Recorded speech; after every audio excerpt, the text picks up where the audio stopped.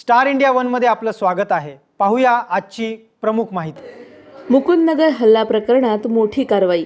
हैदराबादमधून 24 तासात 3 मुख्य आरोपी ताब्यात। धीरज परदेशी हल्ला प्रकरणात एलसीबीची धडक।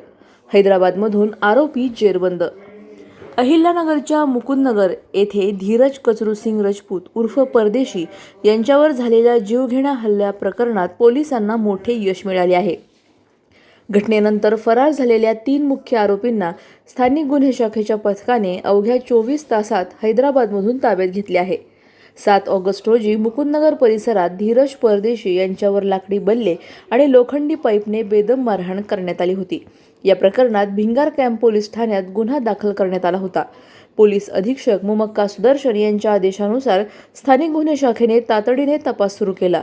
तांत्रिक विश्लेषण आणि गुप्त माहितीच्या आधारे आरोपी हैदराबादमध्ये असल्याचे समोर आले।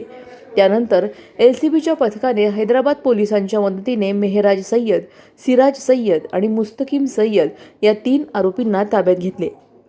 आरोपींनी गुन्ह्याची कबुली दिल्याची माहिती पोलिसांनी दिली आहे। याशिवाय आरोपींना पळून जाण्यास मदत करणाऱ्या आणखी 2घांनाही पोलिसांनी ताब्यात घेतले असून प्रकरणाचा पुढील तपास भिंगार कॅम्प पोलीस करत आहेत। आमच्या YouTube चॅनलला नक्की सबस्क्राइब करा। पाहत रहा स्टार इंडिया। फेसबुक आणि इंस्टाग्राम स्टार इंडिया वन ला फॉलो करा। पाहिल्याबद्दल धन्यवाद।